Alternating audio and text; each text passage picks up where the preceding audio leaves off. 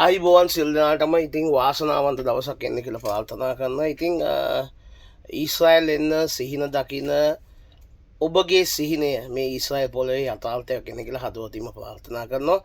මේ ඊශ්‍රායල් ඉන්න අයගෙත් අපගෙත් මේ සියලු දෙනාගේ ප්‍රාර්ථනාව එකයි. ලංකාවේ මිනිස්සු මේ වගේ හොඳ වැටුපක් ගෙවන රටකට ඇවිල්ලා තමන්ගේ දහඩිය මාසෙන් හම්බ කළා තමන්ගේ ජීවිතයේ අරමුණු සහ තමන්ගේ වගකීම් යුතුයකම් නොපිරේලා ඉටු කරන්නට වාසනාව ලැබෙනවා. ඒ වගේම තමයි මේ මෙහෙට එන අයට මුදල් කරුණාකරණය කරගන්න දැනුවත් අනිවාර්යෙන් ලැබෙන්න ඕන. ඉතින් රජය මගින් මේ වගේ වැඩසටහන් පවත්වන හොඳයි. නැත්නම් සමහරක් අය මෙහෙට ඇවිල්ලා මුදල් කළමනාකරණය කර ගැනීම බොහොම දුර්වලයි. මගෙත් තියෙන එහෙම දුර්වලකම් ඒක කමක් නැහැ. නමුත් මම කියන්න ආවේ මෙන්න මට තේරිච්ච පොඩි දෙයක්. හැමෝම ට්‍රයි කරනවා හොටෙල්ස් වලට සුපර්මාකට්ස් වලට එන්න. ඉතින් ඒක බොහොම ඒ කියන්නේ ඒකට ඉල්ලුම වැඩි. නමුත් කන්ස්ට්‍රක්ෂන් වලට ඉල්ලුම ටිකක් අඩුයි. එතකොට යන ගාණත් සාමාන්‍යයෙන් අඩුයි. සාමාන්‍යයෙන් අපි දැන් මෙහි ඒජන්සි එකකින් එනවා නම් ලක්ෂ 30යි 35යි 40යි 50 55 60 යන අවස්ථාවක් තියෙනවා. සුපර්මාකට්ස් එතකොට හොටෙල්ස් ඒ වගේ දේවල් දැන් ඇග්‍රිකල්චර් නම් දැන් ගන්න නැහැ. නමුත් කෙයා ගිවින් එනවා. ඒක ඉතින් රජය හදා එන්න ඕන. ලොකු මුදලක් ඒකට යන්නේ නැහැ. නමුත් කන්ස්ට්‍රක්ෂන් එන්න පොඩ්ඩක් මාර්ගයත් ලේසි. ඒ වගේම තමයි ගාණත් පොඩ්ඩක් අඩුයි. සාමාන්‍යයෙන් ලක්ෂ 25යි 30යි අතර වෙන්න පුළුවන්. ඒකෙන් කන්ස්ට්‍රක්ෂන් එන්න ඕගොල්ලන්ට අපි හිතමු ඕගොල්ලන් ඇත්තටම 100%ක් පෙදරේරුවෙක් වෙන්න ඕනේ නැහැ. 100%ක් මේ ඒ කන්ස්ට්‍රක්ෂන් වලට දැනගෙන ඉන්න ඕනේ නැහැ. ලංකාවේ ඕන තරම් පාඨමාලා තියෙනවා. හැබැයි ඕගොල්ලන් ගාව තියෙන්න ඕන එකම එක ගුණාංගයක්. ඒක තමයි කම්මැලි නැතිකම. හරි?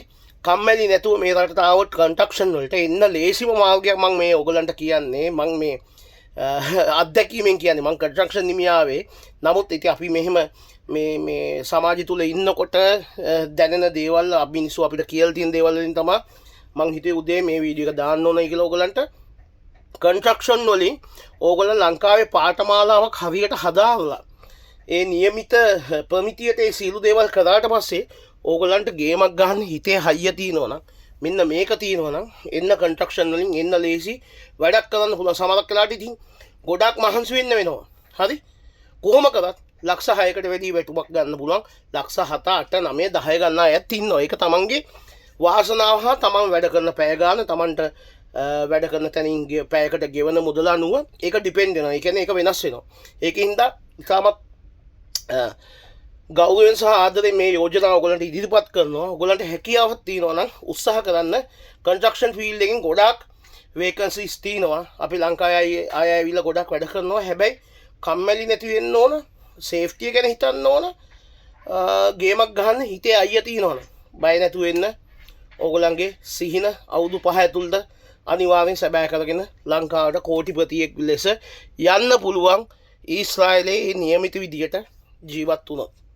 හරි? ඒකින්ද තමන් ආපු අරමුණ මතක තියාගන්න.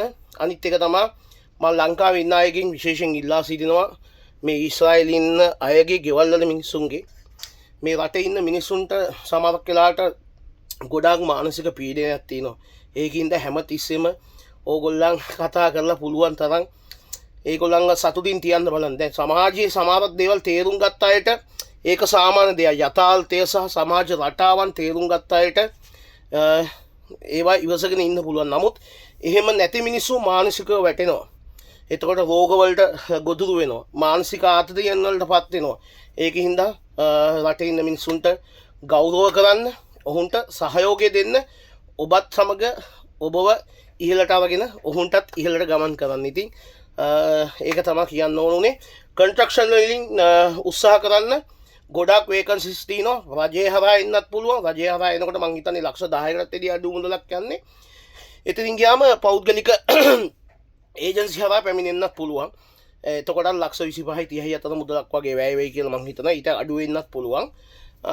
ඉතින් කොහොම වුණත් ඕගොල්ලෝ මේ රටට එන්න. ඇවිල්ලා හිත හයිය නම් කම්මැලි නැත්තම් අනිවාර්යෙන් ගේමක් ගහන්න පුළුවන් තැනක් තමයි ඊශ්‍රායලේ කියන්නේ. ඉතින් එන්න ඇවිල්ලා ජීවිතේ ජය ගන්න. හරි? නැත්තම් අර හැමෝම ලේසිකම හොයන්න එපා. ගොඩාක් අය ලේසිකම හොයනවා. ඒක ඉතින් තමන්ගේ වෙලාව තමයි තමන් කන්ස්ට්‍රක්ෂන් ආවත් සමහරකිට පුටුවක වහඩීලා වැඩ කරන්න ලැබිච්ච අවස්ථා මේක තියෙනවා. ඒකින්ද කරුණා කරලා උත්සාහ කරන්න ලේසි මාර්ග නෙමෙයි අමාරු මාර්ගයකින් ගිහිල්ලා ජීවිතේ ජය ගන්න. එතකොට ඒක පට්ට ශක්තිමත්. ගිහිල්ලා ඉන්න සියලු දෙනාටම සුබ වෙන්න ජය වෙන්න කියලා ප්‍රාර්ථනා කරනවා. ඊශ්‍රායල් සීනේ සැබෑ වේවා. ඒ වගේම මේ ඊශ්‍රායල් ඉන්න සියලු දෙනාම දෙවියන් වහන්සේගේ ආශිර්වාදයෙන් උන්වහන්සේගේ මඟ පෙන්වීමෙන් රැක දේවයි කියලා ප්‍රාර්ථනා කරමින් සියලු දෙනාටම ජේසුස් පිට ප්‍රාර්ථනා කරනවා. අයිබෝන් ජය වේවා.